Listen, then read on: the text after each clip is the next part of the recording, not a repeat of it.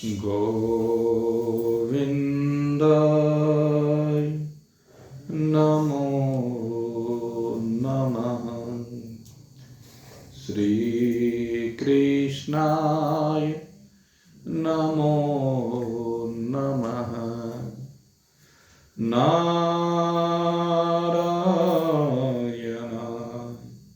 नमो नमः।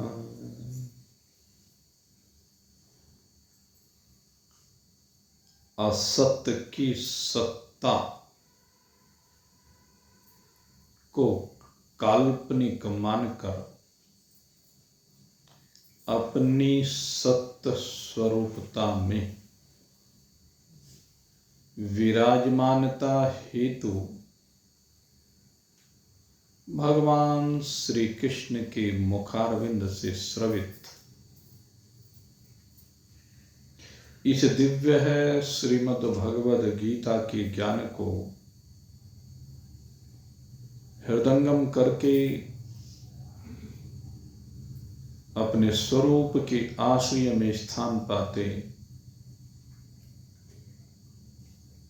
निजात्म स्वरूप वृंद,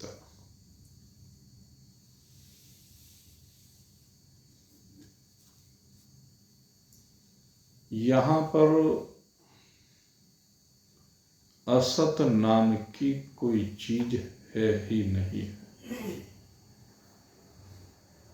इसलिए कहा कि असत नाम का कोई भाव ही नहीं है। और इसको कहने के पीछे दो भाव रहते हैं। एक साधक का भाव है, एक सिद्ध का भाव है। जब हम साधक के भाव की बात करते हैं तो ये शरीर और जितने जड़ वर्ग से संबंध रखने वाले पदार्थ, वह सब के सब मिथ्या है। और मिथ्या इसलिए कहा गया क्योंकि वो एक क्षण के लिए भी एक स्थिति में विराजमान नहीं रहते।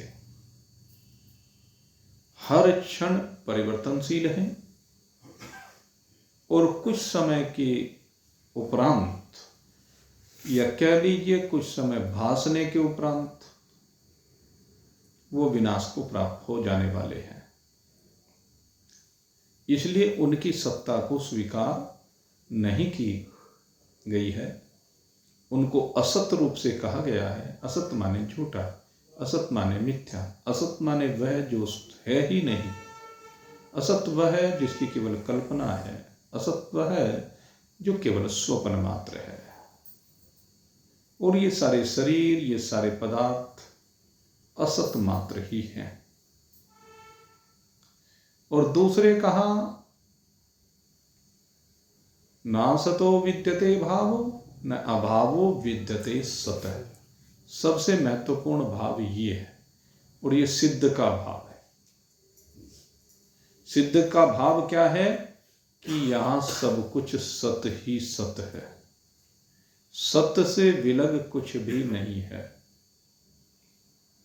जैसे समुद्र में भासित होने वाली लहरें जल के अतिरिक्त कुछ और नहीं है, जैसे सोने में भासित होने वाले आभूषण सोने से भिन्न और कुछ भी नहीं है, जैसे सूत में भासित होने वाले वस्त्र सूत से भिन्न कुछ भी नहीं है, जैसे लोहे में भासित होने वाले अस्त्र शस्त्र लोहे से भिन्न कुछ भी नहीं है, उसी प्रकार से समस्त शरीर, समस्त जगत के पदार्थ, ये सब परमात्मा में भासित होते हैं और परमात्मा ही हैं। और इस भाव से कौन संयुक्त हुआ है? कहते तत्वदर्शी, जिन्होंने सत्य को भी समझा है और असत्य को भी समझा है, और सत्य और असत्य का विवेक प्राप्त करने के बाद अपने स्वरूप में विराजमान हो गए हैं। इसलिए वह नासतो विद्यते भावो न भावो विद्यते सत उभयोरपि दृष्टो अंत इस्तवन। उभयोरपि अर्थात इन दोनों के तत्व को, सत्य को भी असत को भी, जड़ को भी चेतन को भी, सुख रूप को भी दुख रूप को भी, विनाशी को भी अविनाशी को भी, निर्विकार को भी विकार को भी, जिसने देखा है उभा, इनके भाव को जिसने देखा है यानी समझा है यानी जिया है। वही तीन बातें हैं। पहले देखना या जानना कहा गया, फिर उसके बाद उस तत्व को जानने के बाद उसका विचार किया है, अपने में उसको उतारने का प्रयास किया है, और अपने में उतारने के बाद जब उसमें विराजमान हो गया तो उसको प्राप्त कर लेता है। ब्रह्मवित् ब्रह्मेव भवति ही। सर्व खलविदं ब्रह्म, ये चराचर जगत, ये चराचर जगत में जितने भी जीव हैं, जितने भी पदार्थ हैं, सो अयम आत्मा, वो सब मेरा आत्मा ही है। मुझसे भिन्न उनमें और कुछ भी नहीं है। तो जो तत्वदर्शी होते हैं उनकी दृष्टि इस पदार्थ में स्थिर हो जाती है और वे अपने स्वरूप में विराजमान हो जाते हैं। और अन्यथा अगर दूसरों की बात करें तो वो तो मोहों की दलदल में फंसे होने के कारण अपने स्वरूप का निश्चय नहीं कर पाते हैं। इसलिए अर्जुन को भगवान ने कहा, यदा ते मोह कलिलम बुद्धिर्व्यतितरिष्यति, जब मोह रूपी दलदल से तेरी बुद्धि बाहर आएगी तभी तू कहे हुए को सुनने की स्थिति में आएगा, और जब सुनने की स्थिति में आएगा तो उसमें जीने की स्थिति में आएगा। लेकिन क्या है, भिन्न भिन्न प्रकार के मतों के बारे में सुनने से यहां पर संसार में आकर के जो जानना भी चाहता है वो भटक जाता है। अब इस बात को यहां पर विशेष रूप से 53वें मंत्र में कहा जा रहा है, और जो बात आज कहने जा रहे हैं भगवान, उसको भली प्रकार से समझना है, और समझ करके अगर कर सको अपने में परिवर्तन तो कर लो भाई, नहीं कर सकते तो कोई बात नहीं, लगे रहो और भटकते रहो।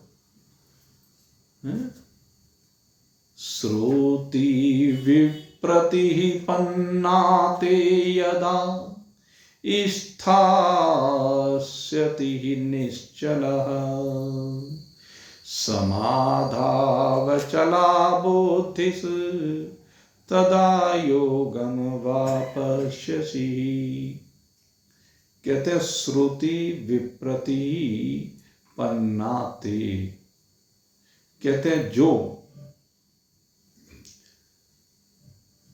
अध्यात्म के संदर्भ में भिन्न भिन्न प्रकार के मतों को सुनने से तेरी बुद्धि विचलित हुई है। क्योंकि संसार में जहां जाओ वहीं आपको भिन्न बात सुनने को मिलती है। आज समाज में इतने मत खड़े हो गए हैं, इतने संप्रदाय खड़े हो गए हैं, और उन्होंने जो लगना चाहता है उनकी बुद्धियों को भटका दिया है, और भटका करके किसी शनि के उपासक के पास जाओ तो कहेगा बस शनि देव सर्वोपरि है, वो तेरे भाग्य का विधाता है, तेरे भाग्य का विधान करने वाला वही है। इसलिए शनि देव को तेल चढ़ाया कर, दीपक जलाया कर, उसकी पूजा किया कर। शनि के उपासक के पास गए तो उसने बता दिया। शाक्त के पास गए तो देवी की पूजा अर्चना विधि बता दी। शैव के पास गए तो शंकर भगवान की बता दी। वैष्णव के पास गए तो भगवान नारायण की, श्री कृष्ण की विधियां बता दी।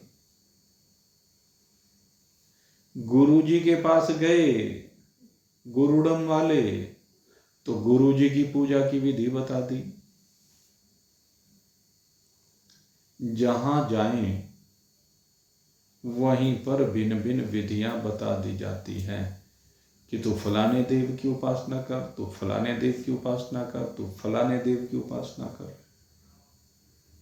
और ये 10 जगह गया, 10 तरह की उपासना ले आया। एक एक घंटे की उपासना सबने बता दी। अब 10 घंटे उसी उपासना में लगा रहा। जो काम धंधा चल रहा था वो भी ठप हो गया।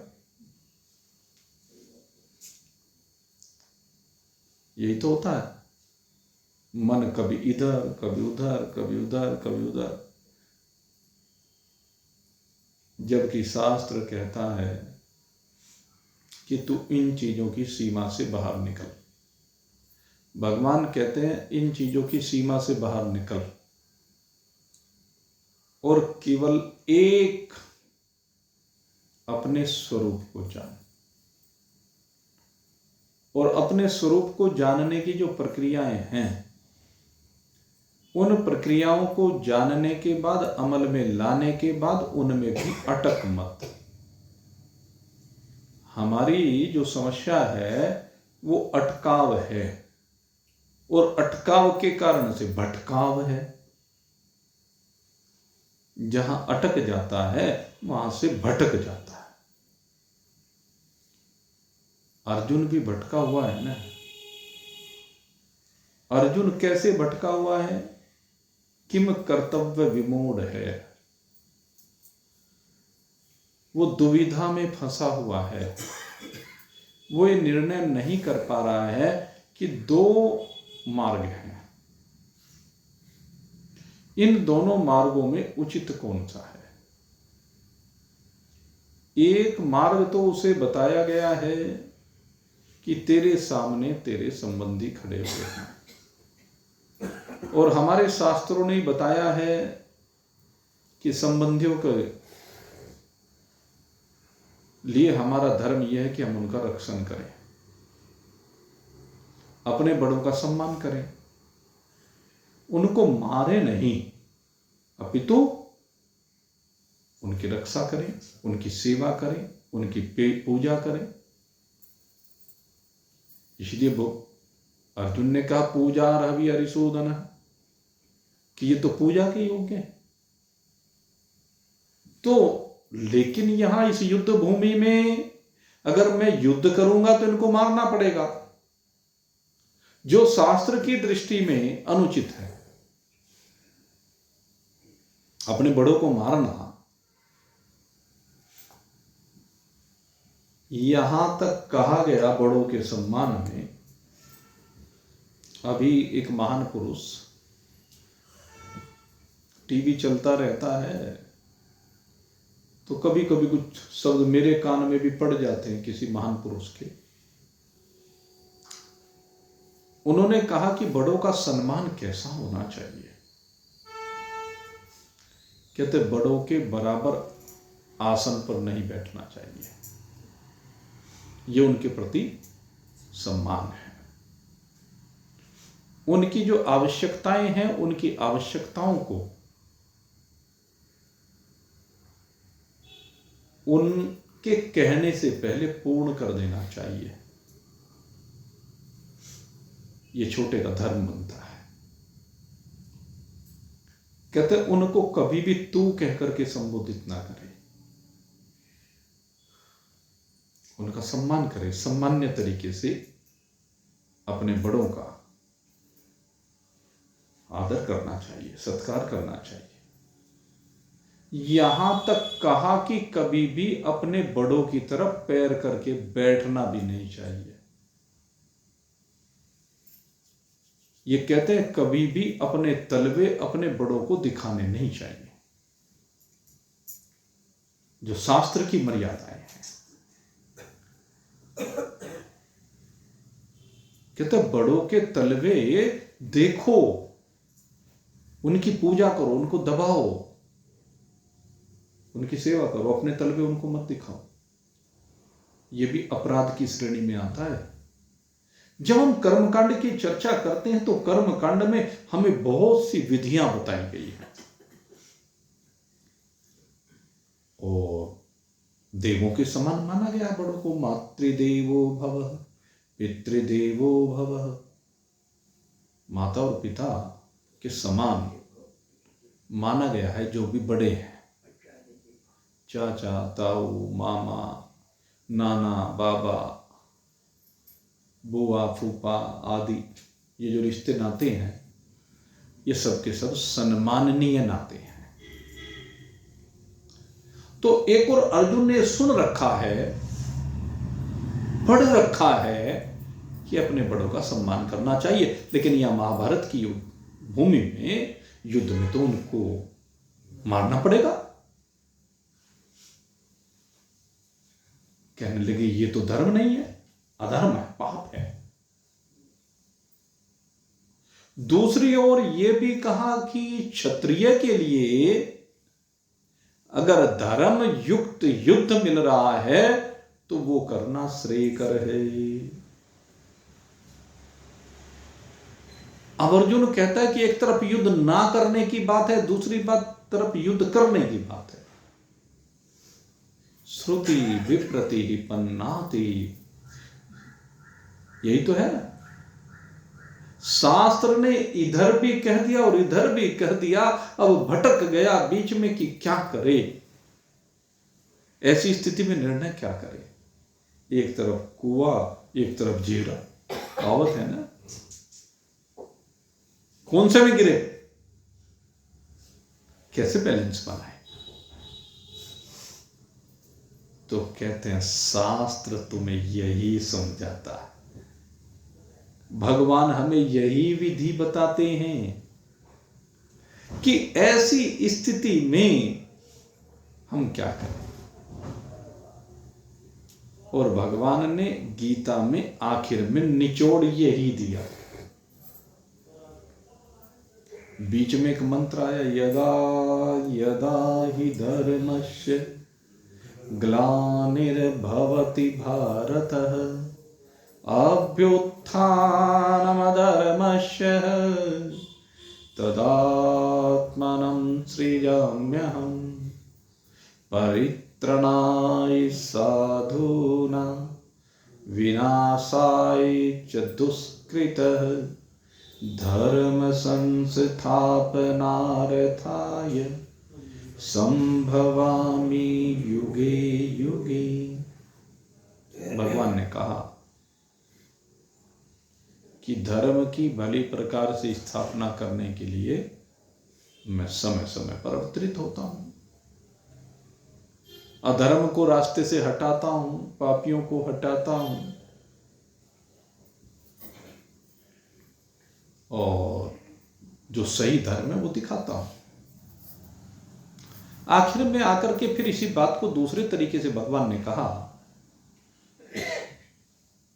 सर्वधर्मान् परित्यज्य मामेकं शरणं व्रज अहं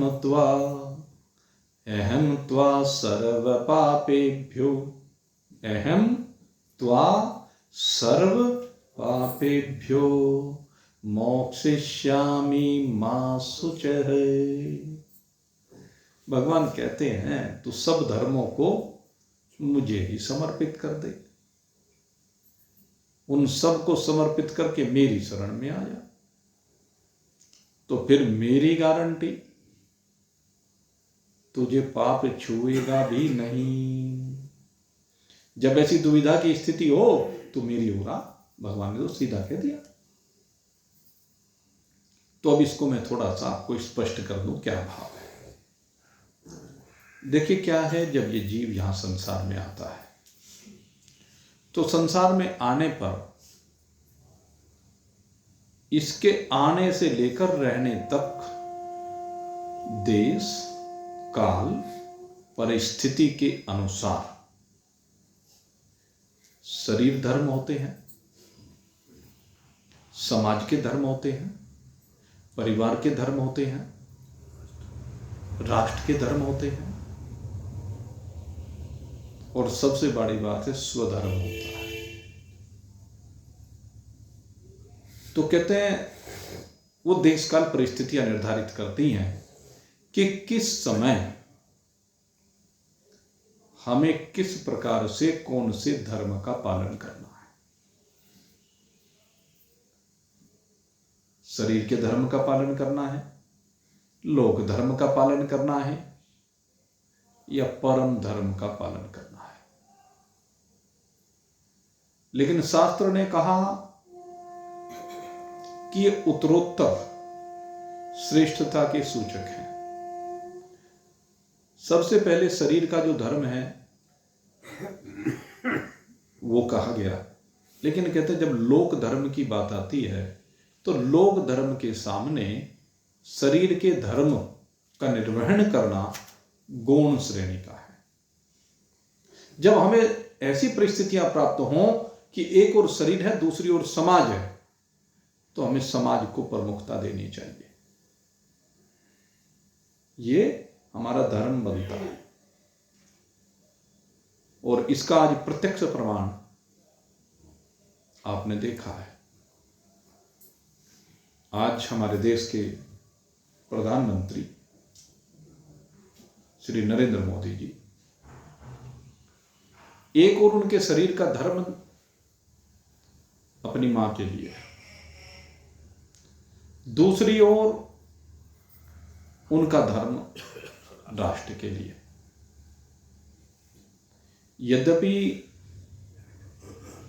ऐसी स्थिति में अगर यदि राष्ट्र धर्म का विषय ना होता तो शायद उनकी माताजी का जो अंतिम संस्कार है वो इतनी जल्दबाजी में ना होता। 3:30 बजे प्राण शरीर से निकले और 9:30 बजे प्रातः काल आप चिंतन करें, उनका संस्कार भी हो गया। इतनी शीघ्रता में नहीं हो पाता, लेकिन क्योंकि आज उन्हें राष्ट्र धर्म का भी निर्वहन करना था तो उन्होंने समझौता अपने शरीर धर्म के साथ किया। शरीर धर्म को यहां गौण बनाया, राष्ट्र धर्म को मुख्य बनाया। तो ऐसे ही हमारे सामने जब परिस्थिति आती है कि दो में से एक का चुनाव करो, तो उसमें हमें देखना पड़ेगा कि शास्त्र क्या कहता है। वहां पर शास्त्र को देखना पड़ेगा और शास्त्र को देख करके उसके अनुसार निर्णय करना पड़ेगा। राजधर्म अति कठोर, राजधर्म अत्यंत कठोर माना गया है। भगवान श्री राम से पूछा गया कि तुमने सीता जी को ये सजा क्यों दी कि तुमने उनका त्याग किया। इसलिए ये पूछना चाहते हैं, क्या तुम्हें सीता के ऊपर विश्वास नहीं?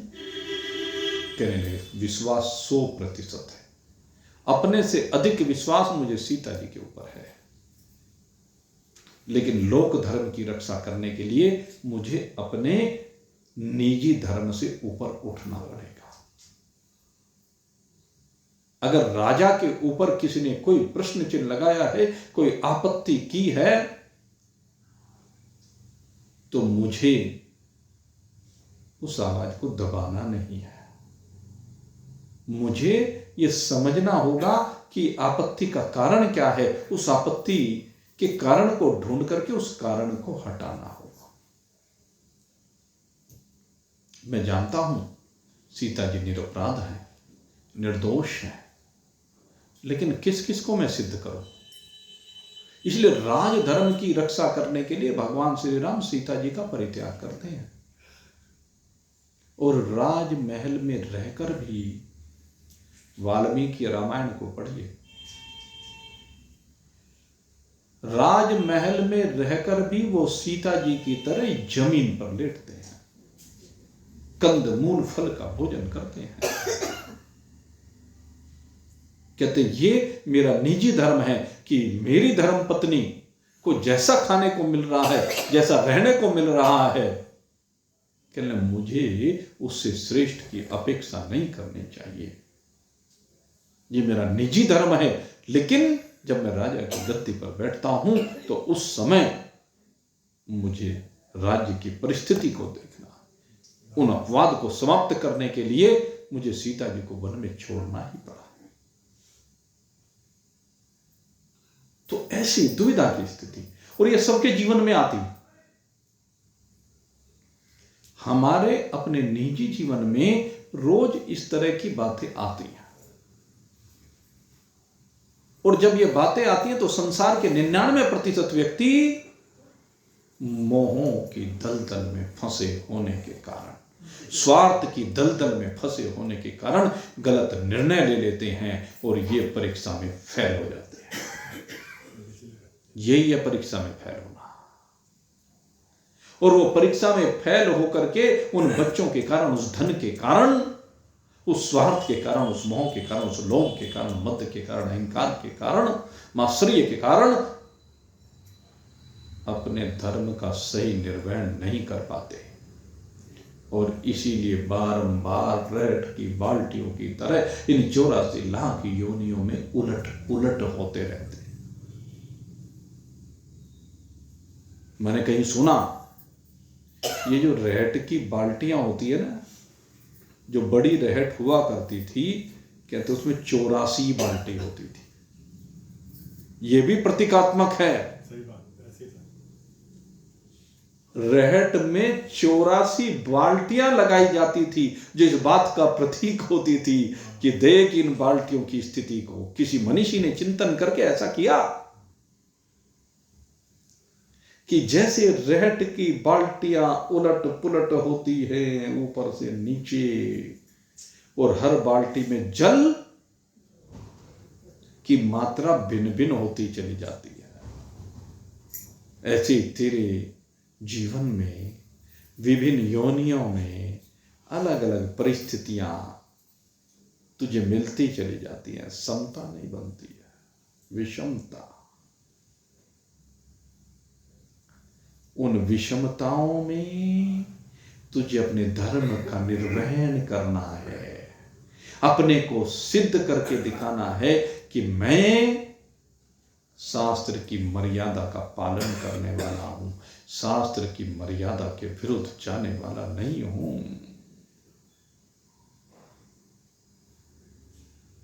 चिंतन करके देखिए, अगर किसी का पिता मर जाए और उसे कहा जाए कि तू युद्ध कर, उसमें सामर्थ्य रह जाएगी क्या? शक्ति रह जाएगी क्या? और सबसे बड़ी बात, इच्छा शक्ति रह जाएगी क्या? सोचे। धर्म संकट केवल अर्जुन के सामने नहीं, महाभारत के युद्ध में भाग लेने वाले अनेक महारथियों के सामने है। बाबा भी लड़ रहा है, बाप भी लड़ रहा है, बेटा भी लड़ रहा है। महाराज अग्रसेन जी, उनके पिता और वो दोनों युद्ध में भाग लेने के लिए आए,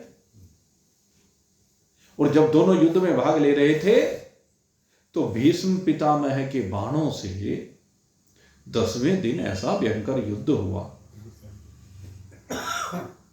तो महाराजा अग्रसेन जी के जो पिताजी, वो वहां वीर गति को प्राप्त हो गए महाभारत के युद्ध में। और वहां पर जब वीर गति को प्राप्त हो गए तो अग्रसेन जी शोक में डूब गए, क्योंकि 16 साल का नौजवान, उस समय आयु भी तो नहीं थी, 16 साल की आयु थी केवल। इस महाभारत के युद्ध में देखो बच्चे भी लड़ रहे हैं। अभिमन्यु की क्या आयु थी, आप सोच के देखें। इस छोटी आयु में वो युद्ध कर रहे थे, तो बड़े शोक से संयुक्त हुए। तो उस समय महाराज युधिष्ठिर ने उन्हें उनके धर्म का दर्शन कराया, और वो 16 साल का युवक जब युधिष्ठिर के समझाए से नहीं समझ पाया तो भगवान ने मार्गदर्शन दिया फिर। और जब भगवान ने मार्गदर्शन दिया एक तरफ पिता की लाश पड़ी हुई है, उसका अंतिम संस्कार भी नहीं हुआ है, और दूसरी ओर वो हाथ में धनुष उठा करके युद्ध करने के लिए तत्पर हो गया। ये है धर्म की, धर्म का बोध करना। चिंतन करके देखें। और उसके बाद राज्य भी छिन गया। जब लौट करके आए, जो उनके पिता श्री राजा थे, उनके चाचा ने षड्यंत्र रच दिया। 16 साल के बालक को क्या गद्दी पर बैठाया जाए? स्वयं राजगद्दी पर बैठने के लिए षड्यंत्र रचा, और यहां तक हुआ कि महाराज अग्रसेन को मारने का प्रोग्राम बना लिया। और वो तो फिर खैर भनक लग गई कहीं से। मंत्री जी भाई जो विश्वसनीय थे, वो उनको चुपचाप वहां से निकाल करके लेकर के आए, और फिर उन्होंने अग्रहोआ करके अग्रहोआ धाम की स्थापना की। वो एक अलग विषय है। तो मुख्य बात क्या आज हम क्यों याद कर रहे हैं? उन्होंने अपने निजी धर्म को एक ओर रख करके उस समय जो एक अक्षत्रिय का धर्म था, उस अक्षत्रिय के धर्म का निर्वहन किया। यह है मोह की दलदल से बाहर निकलना। और एक बात बता दूं, ये परिस्थितियां सबके सामने आती है। जीवन में न जाने कब किसके सामने परिस्थिति आ जाए। धृतराष्ट्र के सामने आई, आज भी गालियां मिलती हैं। धृतराष्ट्र को अंधा कहा जाता है। क्यों कहा जा रहा है? मरे हुए भी 5000 साल हो लिए, लेकिन आज भी गालियां मिल रही हैं, क्योंकि धर्म को नहीं समझा, नीति को नहीं समझा। सनत सुजात ने आकर के ज्ञान दिया, उसको नहीं समझा। विदुर जी ने ज्ञान दिया, उसको नहीं समझा। मोह की दलदल में फंसा हुआ बंदा पांडवों के प्रति न्याय नहीं करता, बच्चों के प्रति न्याय नहीं करता। इसी कारण से महाभारत के युद्ध का जनक हुआ। और हम भी घरों में महाभारत के जनक बन जाते हैं, मोह की दलदल में फंस करके। अगर निस्वार्थ भाव से निष्पक्ष होकर के चिंतन करें और फिर देखें, तो भगवान हमें रास्ता दिखाने के लिए खड़े हुए हैं। भगवान सदा हमारा मार्गदर्शन करते हैं।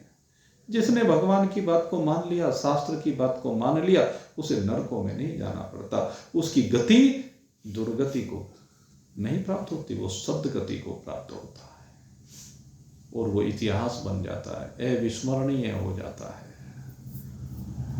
यही बात भगवान यहां समझा रहे हैं कि जब भी दुविधा की स्थिति आए तो उस समय भगवान ने जो कहा, ये शास्त्र हमारे सहायक बनते हैं। और शास्त्र कौन से हैं? सबसे पहले कहा, हमारा निर्देशन करने के लिए वेद भगवान है। वेद भगवान के बाद कहा कि वेद हर एक की समझ में नहीं आता है।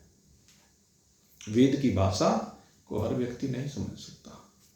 वेद की भाषा को तो गुरुकुल में जाकर के योग्य आचार्य, पात्र शिष्य जब हो तभी समझ में आता है। तो वेद के ज्ञान को उपनिषदों में फिर प्रदान किया गया है, गीता जी में प्रदान किया गया है। और लोक धर्म को लेकर के हमारे पुराण और विशेष रूप से रामचरितमानस, रामायण कह लीजिए, रामायण का ही एक सूक्ष्म रूप है रामचरितमानस। और महाभारत, इनमें विशेष रूप से लोक धर्म को समझाया गया है। इनकी शरण में हमें जाना चाहिए। लेकिन आज न जाने महान पुरुषों ने अपने स्वार्थ के लिए, अपने नाम के लिए न जाने कैसे कैसे ग्रंथ हमारे सामने रख दिए गए।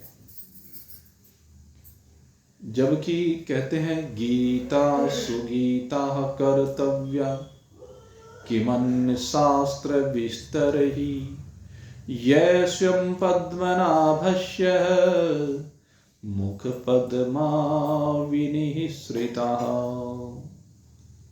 कहते जब भगवान के श्रीमुख से श्रवित गीता जैसा सबसे श्रेष्ठ ग्रंथ हमारे पास है, सबसे श्रेष्ठ सहज ज्ञान हमारे पास है, तो किमन्य शास्त्र विस्तरे। तो एक साधारण व्यक्ति को अन्य शास्त्रों की शरण में जाने की आवश्यकता ही नहीं। हमारे अत्यंत पूजनीय साकेत धाम वासी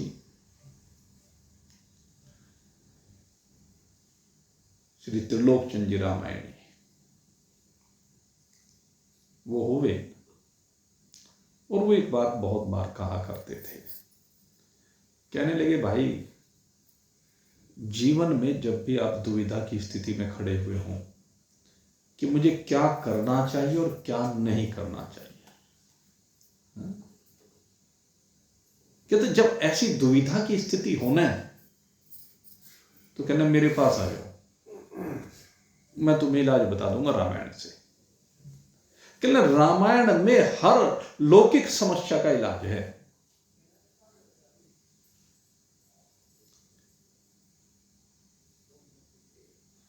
जहां पर भगवान की इस रामायण में एक वो आता है, मुद मंगलमय संत समाजु, जो जग जंग में तीरथ राजू। वहां पर एक बात कही, तीनों नदियों से तुलना की है।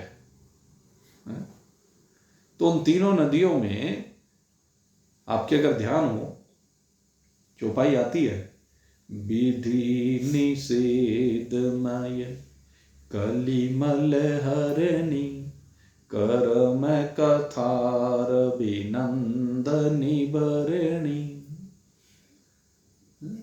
आता है ना, राम कथा जन सुर सरी धारा, सरसई ब्रह्म विचार प्रचार।